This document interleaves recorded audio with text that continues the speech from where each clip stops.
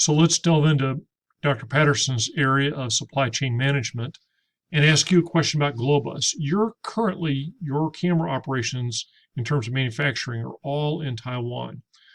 Which would you prefer to do? Would you prefer to have the assembly in Taiwan and perhaps source the different components from all of these different countries? That's an interesting discussion because there was a lot of concern about how concentrated supply chains are getting when they're in one country only. So you might think like, oh, yes, this would be a good idea to go to this sort of arrangement because then my manufacturing is diversified and I'm not relying on one country. But here's the problem. If you have to have all of these parts, and you do, to build a camera, you can be disrupted in 5 different places as opposed to only one place. So if there is a tsunami that floods your plant in Taiwan, you are out of business for a long time.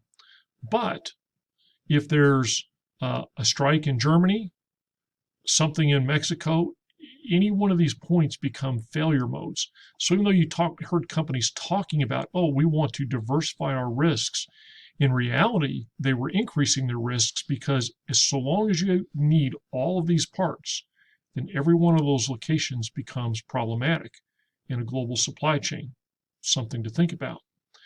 Now, in terms of entry strategies, the textbook does a really great job of describing these, and I'm going to kind of hit the highlights of this.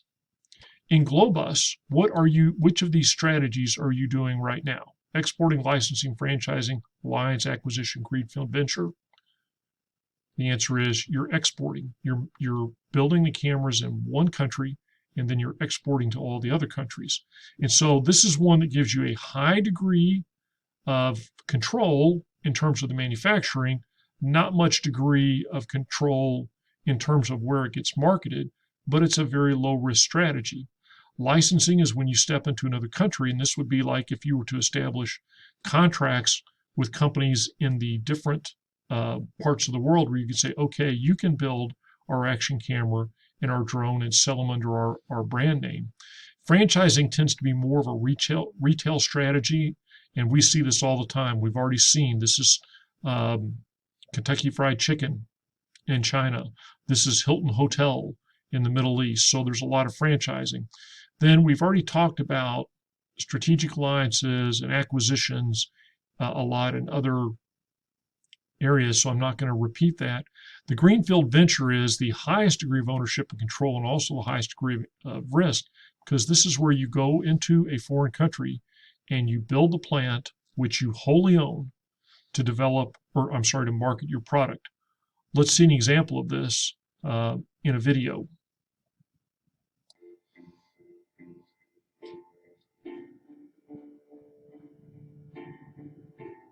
Now, San Antonio would be a place I call home.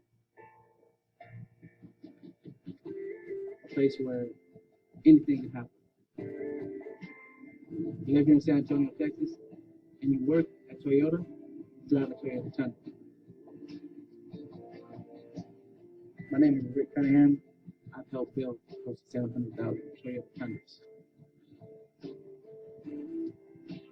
Now, this plant here is brought in 6,000 jobs. My kids at a very young age take a lot of pride in the fact that their daddy works for Toyota and he builds vehicles. So much pride, so much dedication goes into building these trucks. A sense of accomplishment. I know what we're building because my hands are on that truck. I know the quality and the effort that goes into building our Toyota Tundras. From the beginning, from it's just a sheet of metal, all the way to the final process, we're driving off. You know, it's revving that engine, and you hear it, get those goosebumps. If you have something in your process is good enough, the belief system is it can always be better. Kaizen is continuous improvement, right? Kaizen is all around our shop.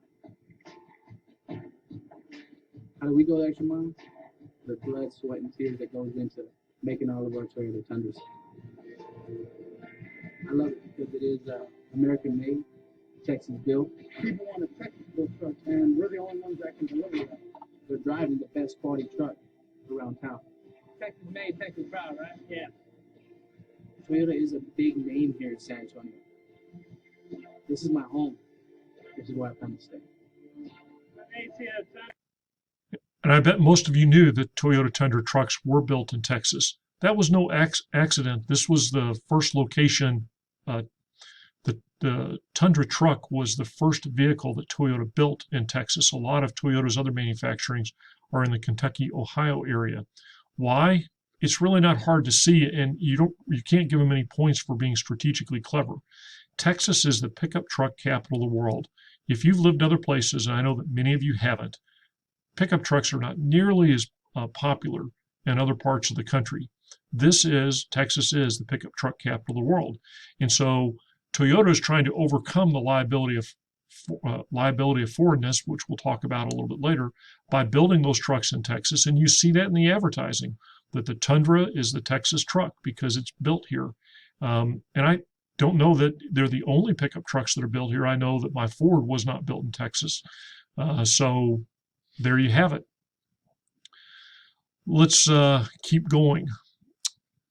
Talking about those risks, there's the liability of foreignness. And this is pretty easy to understand.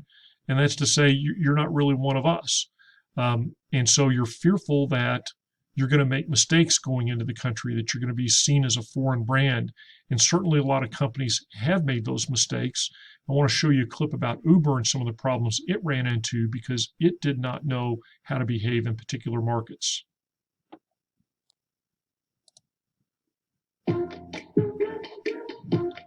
Sorry about the ad.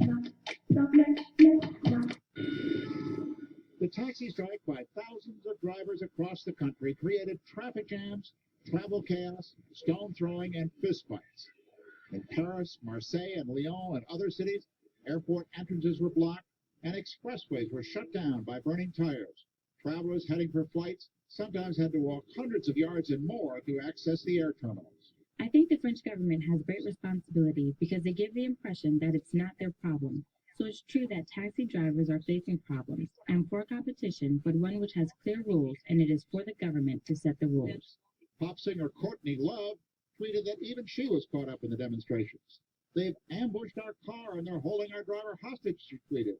They're beating the cars with metal bats. This is France. I'm safer in Baghdad.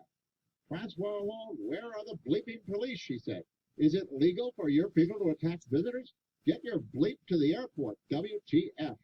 She then sent out a photo of the broken window of her car. At the heart of the dispute is Uber. Taxi drivers say it's putting them out of business. Our rules are strict. We buy our licenses and they cost a lot. We can't do what we want. We don't decide on our rates. We don't decide on our days of work. And now we have people who pay nothing, who have no training, and who run a taxi service with any old car. While Uber is legal in France, its lower-cost alternative, Uber Pop, is not. A French court ruled in December that the smartphone-driven transportation application, which permits just about anyone with a driver's license to take on paying customers, is illegal in France. Uber has appealed that decision, but in the meantime, the French Interior Minister has ordered police to put a stop to Uber Pop by arresting drivers, who can face 2 years in prison and a €300,000 fine if they're found to be operating without a chauffeur's license and proper insurance. One thing that Uber got wrong was just how much support culturally there is for unions in Europe. And so as they came in and were perceived as going counter to, not that the taxi drivers are necessarily a union, but counter to that culture and counter to hurting people that were playing by the rules, that was very costly to them. And you can see on the administrative risks, Uber was used to ignoring a lot of regulators and counting on people to come to their defense to say, wait a minute, I love this product. You cannot ban Uber. And in France, that didn't happen because people were more sympathetic with the taxi drivers. And so now let's take a side road to look at Tesla and its success in China.